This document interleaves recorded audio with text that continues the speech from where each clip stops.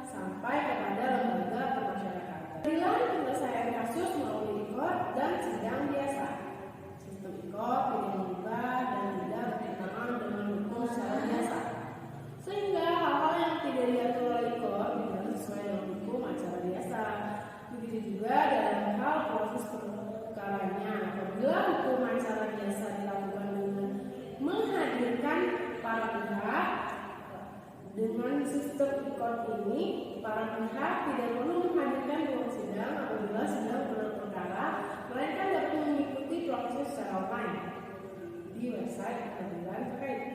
Dalam hal putusan, apabila hukum acara biasa akan dikeluarkan salinan putusan oleh hakim dan demikian pula apabila putusan tersebut berujung damai, maka akan diterbitkan akta perdamaian oleh majelis hakim. Demikianlah dengan proses e-court masyarakat dan pembacaan putusan, tahapan permusyawarah dan membaca putusan harus menjadi bagian dari perjalanan persidangan e-court. Pada hari yang telah ditetapkan untuk menjatuhkan putusan, majelis hakim bersidang dan membuka jalannya persidangan. Kemudian dibacakan putusan seperti biasanya. Ketua majelis mempunyai tanggung jawab untuk membuat putusan tersebut pada data SIPP. Kemudian panitera menjadi mempunyai tugas mencetak salinan putusan untuk ditandatangani oleh panitera. Terlepas dari semua keuntungan yang didapatkan dari penggunaan sistem e-court di seluruh lingkungan peradilan, masih terdapat dua perdebatan di antara para praktisi hukum, yaitu terkait pemanggilan para pihak yang dilakukan melalui surat elektronik dan akses sidang yang terlihat tidak terbuka untuk umum. Pemanggilan ini dikaitkan dengan tata cara pemanggilan yang sah dan patut yang diatur dalam HIR maupun RPJ. Pemanggilan yang sah dan patut adalah pemanggilan yang disampaikan dalam bentuk surat panggilan tertulis melalui cara pemanggilan yang sah dan disampaikan dalam waktu dan tenggang waktu tertentu. Ketentuan demikian ini diatur dalam pasal 390 ayat 1 HIR, pasal 2 ayat 3 RV, dan pasal 121 ayat 1 HIR. Menurut pasal 122 HIR, telah dipanggil secara patut, yang bersangkutan telah dipanggil dengan pemanggilan menurut undang-undang, di mana pemanggilan dilakukan oleh jurusita dengan membuat berita acara pemanggilan pihak-pihak yang dilakukan terhadap yang bersangkutan atau wakilnya yang sah, dengan memperhatikan tenggang waktu kecuali dalam hal yang sangat perlu dan tidak boleh kurang dari 3 hari. Pemanggilan yang dilakukan secara elektronik dapat dikatakan sebagai pemanggilan yang resmi, sah, dan patut berdasarkan pasal 18 Perma nomor 1 tahun 2019 yang mengatur bahwa panggilan atau pemberitahuan secara elektronik adalah sah dan patut apabila telah dikirim ke domisili elektronik dalam tenggang waktu yang ditentukan undang-undang. Dengan demikian, pemanggilan yang dilaksanakan oleh jurusita secara elektronik tetap mengacu pada ketentuan yang ada dalam HIR, termasuk mengenai tenggang waktu pemanggilan, yaitu tidak boleh kurang dari 3 hari kerja. Perdebatan selanjutnya adalah pada pelaksanaan persidangan secara elektronik atau e-litigasi yang dapat dikatakan relatif tertutup dan tidak seperti persidangan konvensional yang dapat langsung disaksikan oleh masyarakat. Meskipun ketika membuka sidang majelis hakim mengatakan bahwa sidang terbuka untuk umum, akan tetapi terkesan tidak diberikan kepada publik dan eksklusif pada pihak berperkara. Terbukanya akses proses persidangan bertujuan agar publik dapat ikut mengawasi jalannya persidangan, menyimak dan mencermati fakta-fakta hukum yang disampaikan dalam persidangan. Persidangan secara elektronik yang dilaksanakan melalui sistem informasi pengadilan pada jaringan internet publik secara hukum telah memenuhi asas dan ketentuan persidangan terbuka untuk umum sesuai dengan ketentuan perundang-undangan telah dicantumkan pada pasal 27 Perma nomor 1 tahun 2019. Namun, belum jelasnya cara mengakses e-litigasi yang sedang berlangsung tentunya kurang sesuai dengan pasal 153 ayat 3 KUHP junto pasal 13 ayat 1 Undang-Undang Kehakiman yang mengharuskan sidang pemeriksaan pengadilan terbuka untuk umum kecuali perkara kesusilaan, terdakwanya anak-anak, dan undang-undang menentukan lain. Pelaksanaan persidangan secara elektronik yang relatif tertutup juga kurang sesuai dengan pasal 195 KUHP junto pasal 13 ayat 2 Undang-Undang Kekuasaan Kehakiman yang mengatur bahwa putusan pengadilan hanya sah dan mempunyai kekuatan hukum apabila diucapkan dalam sidang terbuka untuk umum. Bahkan menurut pasal 153 ayat 4 KUHP junto pasal 13 ayat 3 Undang-Undang Kekuasaan Kehakiman, tidak dipenuhinya ketentuan tersebut mengakibatkan putusan batal demi hukum. Sifat persidangan terbuka untuk umum atau tidak akan berpengaruh pada kekuatan putusan. Disebutkan pada pasal 26 Perma nomor 1 tahun 2019 bahwa putusan atau penetapan diucapkan oleh hakim atau hakim ketua secara elektronik secara hukum telah dilaksanakan dengan menyampaikan salinan putusan atau penetapan elektronik kepada para pihak melalui sistem informasi pengadilan dan dianggap telah dihadiri oleh para pihak yang dilakukan dalam sidang terbuka untuk umum. Mahkamah Agung hendaknya mempertimbangkan untuk memberikan sosialisasi tentang bagaimana cara untuk mengikuti dan mencermati jalannya persidangan secara elektronik tanpa harus datang ke pengadilan.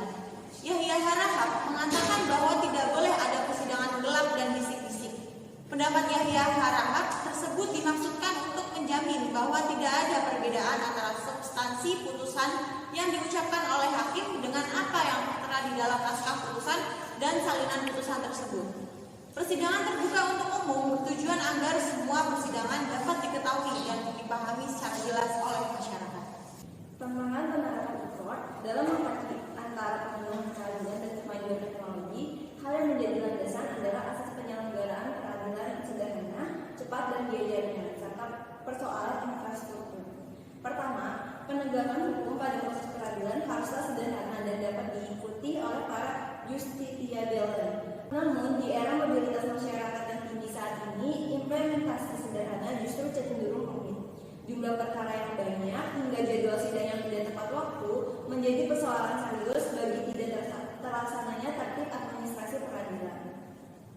Kedua, proses peradilan pada prinsipnya dilaksanakan secara cepat. Akan tetapi asas tersebut belum dapat dilaksanakan secara optimal.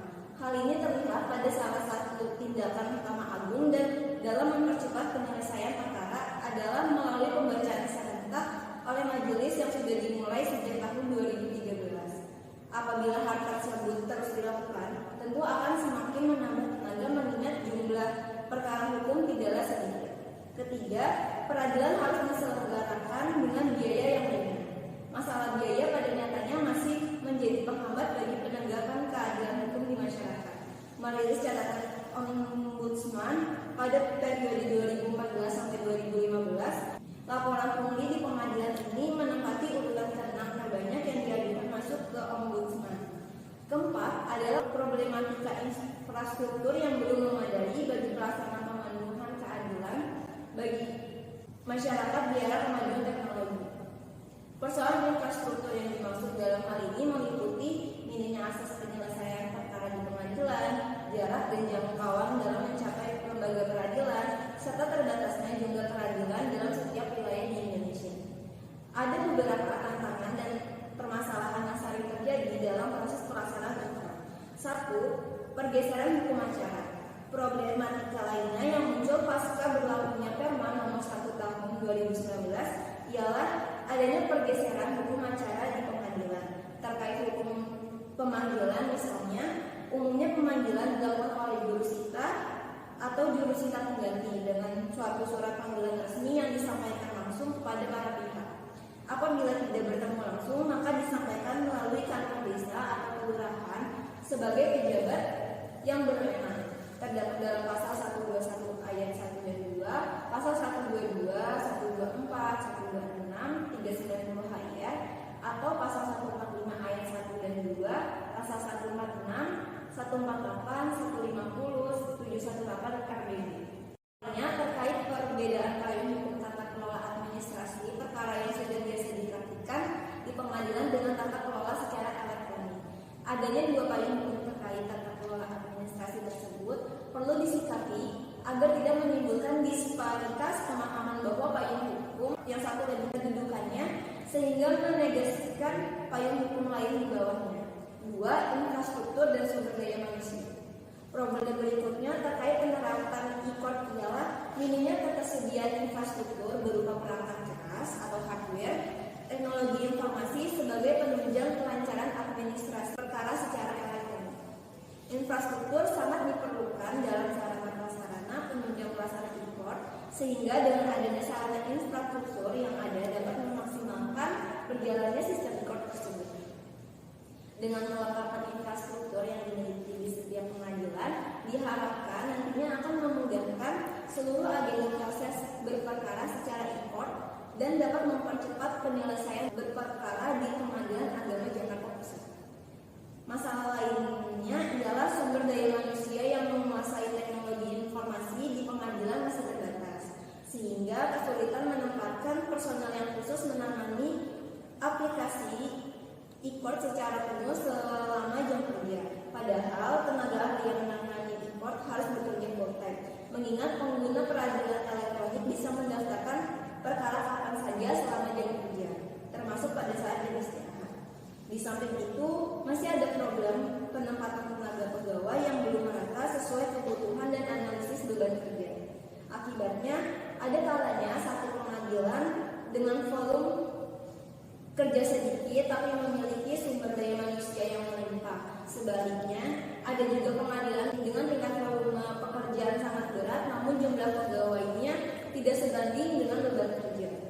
Kondisi demikian menimbulkan ketimpangan dan mengganggu kelancaran penerapan e-court. Selain jumlah pegawai yang tidak merata, sumber daya manusia yang mengurusi teknologi informasi di pengadilan juga banyak diisi oleh tenaga honorer. Adapun pegawai pengadilan yang bergelar sarjana komputer menduduki jabatan lain lantaran kekurangan pegawai. Kondisi pengembangan teknologi informasi yang ditangani tenaga honorer tersebut sangat rawan karena bisa jadi dengan keahliannya yang mumpuni, tenaga honorer tersebut dilamar dan dipindah ke instansi lain. Ketiga, konektivitas data. Pemanfaatan data sangat diperlukan dalam sebuah data kependudukan. Integrasi data menjadi kata kunci untuk mempermudah pemanfaatan data tersebut. Konektivitas data sangat penting dalam proses pelaksanaan e-court itu sendiri. Selain untuk keperluan administrasi data, juga perlu untuk memudahkan integrasi di seluruh lembaga peradilan. Dengan adanya dan data akan memudahkan para pegawai guna mencari informasi yang diperlukan dalam pelaksanaan peradilan yang berbasis e-court tersebut. Sehingga para pihak tidak harus repot-repot melampirkan banyak-banyak dokumen hanya terkait untuk keperluan administrasi saja dan tidak perlu hadir ke pengadilan untuk menyerahkan dokumen syarat-syarat pendaftaran ketika ingin berperkara di pengadilan, melainkan hanya memasukkan data-data yang bisa langsung diisi di laman website pengadilan yang dituju. Maka secepatnya akan mendapatkan respon yang baik dari para anggota pengadilan yang bersangkutan. Dengan adanya tanggapan yang dihadapi dalam pelaksanaan e-court itu sendiri, seperti adanya pergeseran hukum acara, infrastruktur, dan sumber daya manusia, serta konektivitas data, maka dapat dikatakan efektivitas hukum dari adanya sistem e-court itu sendiri dapat dilakukan dengan cara mengkaji terhadap unsur-unsur yang ada di dalamnya, serta menganalisis kegagalan dari faktor-faktor yang menjadi tantangan dalam pelaksanaan e-court itu sendiri. Ini sejatinya dalam pelaksanaannya sangat menjunjung tinggi prinsip keadilan bagi seluruh masyarakat. Dengan adanya e-court, para pihak yang ingin menyelesaikan perkaranya di lembaga peradilan mempunyai hak yang sama di mata hukum, serta mendapatkan pelayanan yang sederhana, cepat dan biaya ringan dalam setiap proses penyelesaian perkara. Sama halnya dengan prinsip utilitarianisme, e-court hadir dari cita-cita modifikasi sistem hukum yang lebih baik dari sistem hukum yang sebelumnya. Serta yang paling utama, dengan adanya e-court, maka tercipta kepuasan, kemanfaatan, dan kesejahteraan bagi seluruh masyarakat sebagai pencari keadilan. Di dalam dunia peradilan, prinsip keadilan sangat penting sejalan dengan kemajuan di era digital saat ini. Oleh karena itu, e-court sendiri sebagai wadah aspirasi masyarakat dengan permasalahan di dunia peradilan saat ini, maka perlu adanya terobosan yang mampu memberikan keadilan serta kepuasan oleh lembaga peradilan terhadap para pihak yang ingin menyelesaikan perkaranya di tingkat pengadilan. E-court dalam pelaksanaannya sangat menjunjung tinggi nilai sosial yang ada di masyarakat. Dengan adanya e-court diharapkan tidak ada lagi resiko yang bertentangan dengan tujuan hukum itu sendiri, seperti adanya pungutan liar ketika ingin berperkara di peradilan, serta terbukanya informasi bagi setiap masyarakat yang ingin menyelesaikan perkaranya di lembaga peradilan. Karena adanya e-court tentu akan memaksimalkan transparansi atau keterbukaan informasi bagi masyarakat yang ingin mengetahui perkembangan kasus hukum yang dialaminya, serta masyarakat lebih peka terhadap masalah hukum yang ada di sekelilingnya. Namun dari kelebihan tersebut ternyata penerapannya masih memiliki kendala, seperti misalnya pihak yang berada di daerah pelosok kesulitan untuk mendapatkan akses internet karena tidak semua wilayah memiliki akses internet. Juga Mahkamah Agung perlu untuk menyediakan prasarana dalam hal jaringan internet yang memadai, juga karena sistem persidangan sudah secara online, maka menjadi suatu kemungkinan terjadi adanya peretasan atau ancaman dari pihak luar sehingga perlu adanya tindakan pencegahan yang dilakukan oleh pengadilan sehingga sistem menjadi lebih optimal dan tidak ada hacker. Untuk menciptakan keefektifan dari sistem e-court, ini juga diperlukan sumber daya manusia yang memadai. Petugas yang ditunjuk untuk menjalankan sistem e-court tersebut bukan saja hanya bisa menjalankan aplikasi, tetapi juga harus melakukan tanggung acara persidangan dengan menggunakan teknologi informasi. Oleh karena itu, petugas yang berada di meja SIP perlu diberikan sosialisasi atau pelatihan agar petugas yang menjalankan e-court menjadi mengerti hukum di acara persidangan tersebut. Beberapa problem yang masih menjadi kendala dalam menjalankan e-court ini diharapkan dapat segera ditangani oleh Mahkamah Agung sehingga sistem peradilan di Indonesia menjadi lebih baik lagi. Sehingga kesimpulannya, permasalahan yang terjadi di dalam sistem peradilan di Indonesia seperti sistem yang rumit, lama, dan biaya mahal sudah menjadi kendala yang sering dirasakan oleh para pencari keadilan. Oleh karena itu dibutuhkan suatu inovasi untuk mengatasi masalah tersebut dengan diciptakannya sistem e-court. Ruang lingkup sistem peradilan e-court yaitu e-filing, e-payment, dokumen elektronik, e-summon, e-litigation.